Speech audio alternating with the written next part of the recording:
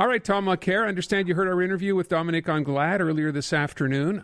So give me your take. And I also just heard the full interview with François Legault.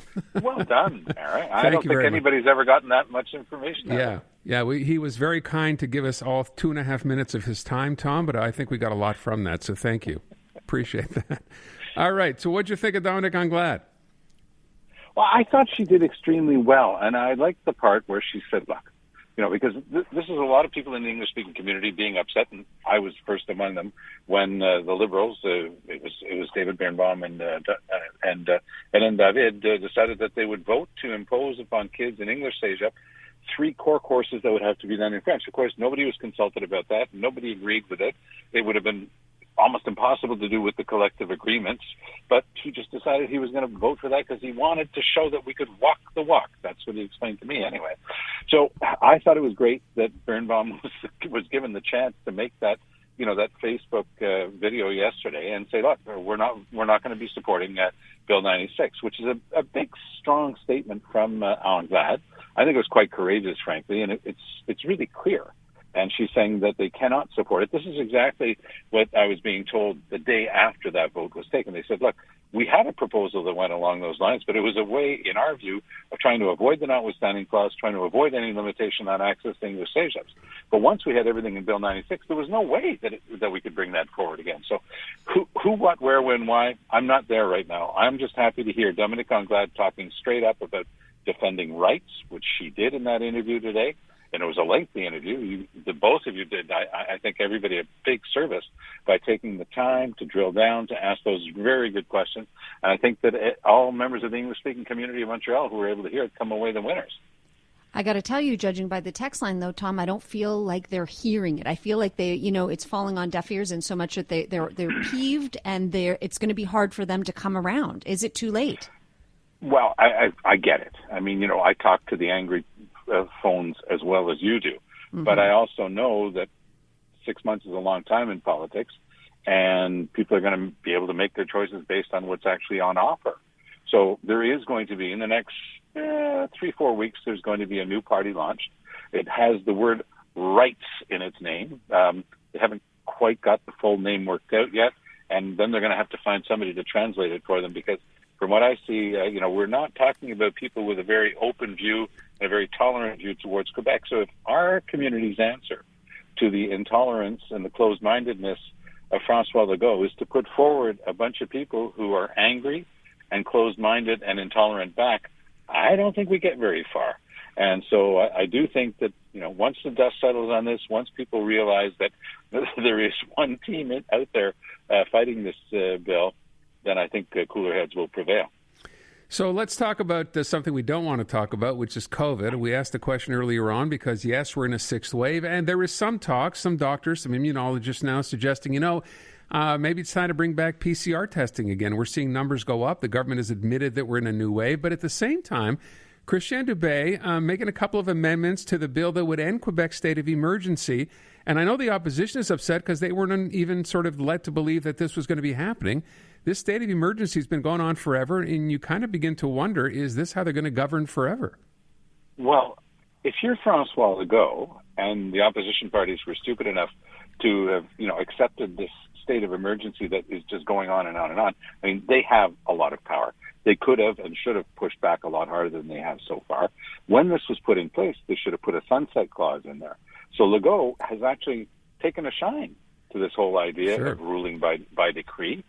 Everybody, you get elected, you don't have to deal with this nasty opposition and deal with everything in the National Assembly.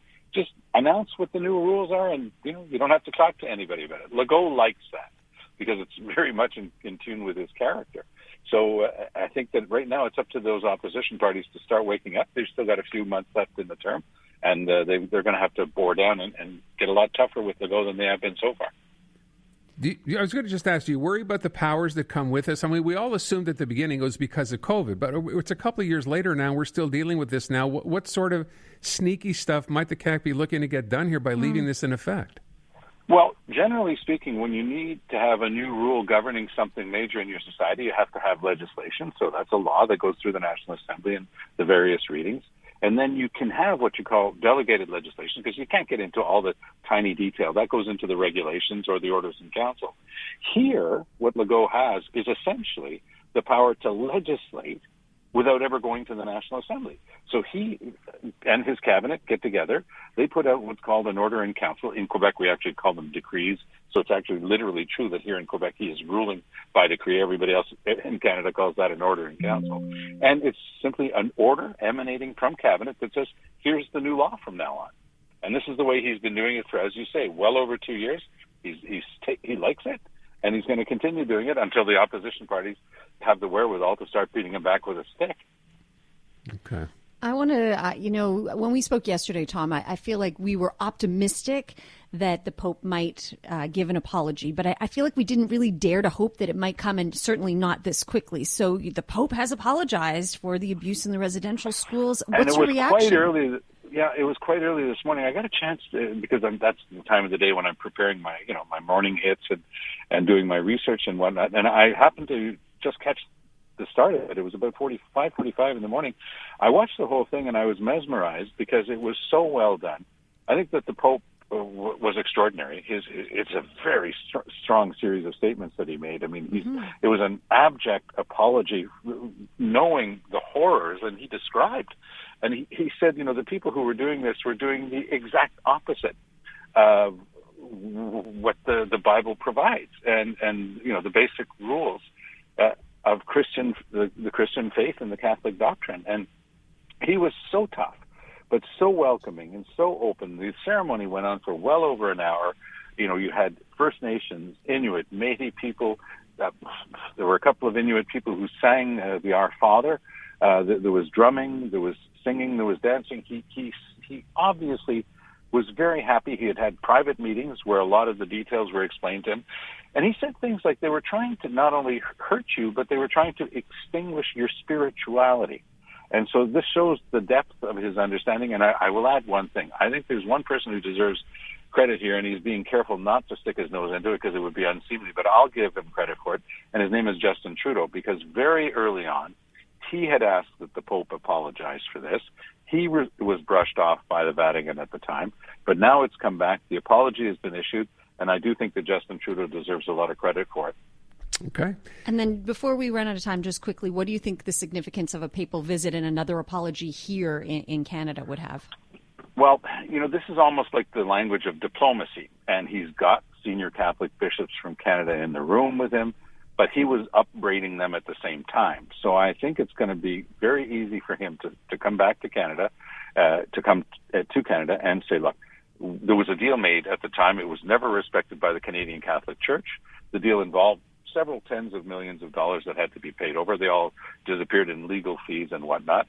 Very little money ever flowed to the people who had been hurt. And compared to the $40 billion that the feds have already put up recently, this is small potatoes.